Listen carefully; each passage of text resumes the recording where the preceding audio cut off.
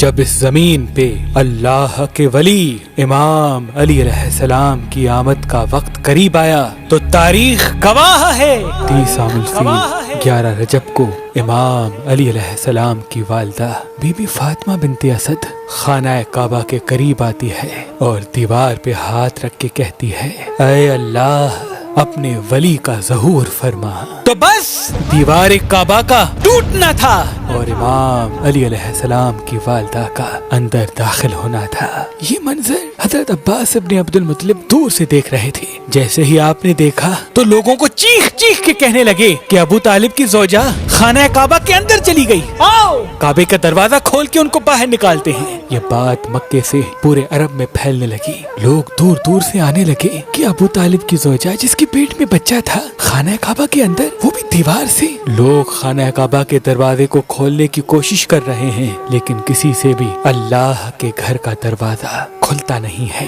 اس وقت پوری دنیا میں 2 لوگ مطمئن تھے، ایک حضرت ابو طالب اور دوسرے اللہ کے رسول حضرت محمد مصطفیٰ صلی اللہ علیہ وآلہ وسلم۔ تاریخ نے لکھا عرب کی سرزمین پہ اس سے پہلے اتنا ہجوم ایک جگہ اکٹھا نہیں ہوا تھا۔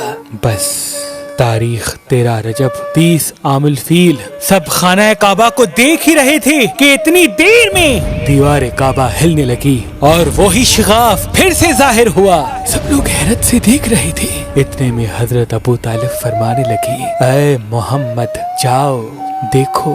اللہ کے رسول اپنے مبارک قدموں سے خانہ کعبہ کے اندر جیسے ہی پہنچے تو دیکھا ایک نورانی بچے کے نور سے پورا خانہ کعبہ چمک رہا ہے۔ آپ نے دیکھا کہ امام علی کی والدہ پریشان ہے۔ رسول اللہ نے فرمایا اے میری ماں آپ غمزدہ کیوں ہیں؟ تو بی بی فاطمہ بنت اسد فرمانے لگی اے میرے بیٹے محمد، اللہ نے جیسے ہی اس بچے کا ظہور کیا تب سے لے کے نہ یہ بچہ روتا ہے نہ دودھ پیتا ہے۔ اللہ کے رسول نے مسکرا کے جیسے ہی بچے کو گود میں اٹھایا تو وہ بچہ مسکرا کے اپنی آنکھیں کھولنے لگا۔ اللہ کے رسول نے اپنی زبان امام علی علیہ السلام کے منہ میں دی اور امام علی علیہ السلام رسول اللہ کی زبان چوسنے لگی۔ پھر جیسے ہی رسول اللہ اپنی گود میں امام علی علیہ السلام کو لے کے باہر آتے ہیں تو سارا عرب اس بچے کے نور اور فضیلت کو دیکھ کے جھومنا شروع ہو جاتا ہے اور لوگ پوچھنے لگتے ہیں اور آپس میں کہنے لگتے ہیں کہ اس کا نام کیا رکھیں۔ اتنے میں اللہ کے رسول فرماتے ہیں اے لوگو، اس طرح سے آج سے پہلے کسی بچے کی ولادت نہیں ہوئی۔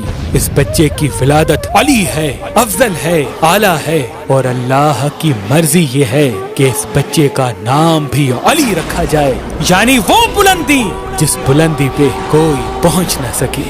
بس فضا میں علی علی کی صدائیں بلند ہونے لگیں۔ اتنے میں جناب ابو طالب امام علی علیہ السلام کو لے کے اپنے گھر کی طرف جا ہی رہے تھے کہ کسی منافق نے کہا اے ابو طالب کیا وہ رسم نہیں کرو گے جو ہر بچے کے ساتھ کی جاتی ہے؟ مکے میں یہ رواج تھا کہ پیدا ہونے والے بچے پہ سانپ چھوڑتے تھے، اگر سانپ بچے کو مار دیتا تھا تو وہ یہ سمجھتے تھے کہ یہ بچہ اپنے باپ کی اولاد نہیں، لیکن اگر سانپ بچے کو کچھ نہیں کرتا تھا تو پھر وہ یہ کہتے تھے کہ یہ بچہ اپنے باپ کی اولاد ہے اور ہمارے لیے قابل عزت بنے گا۔ حضرت ابو طالب نے اللہ کے رسول کو دیکھا، امام علی علیہ السلام کو دیکھا اور ایک جگہ امام علی علیہ السلام کو رکھ کے کہنے لگے لاؤ اس سانپ کو جس پہ تم فخر کرتے ہو۔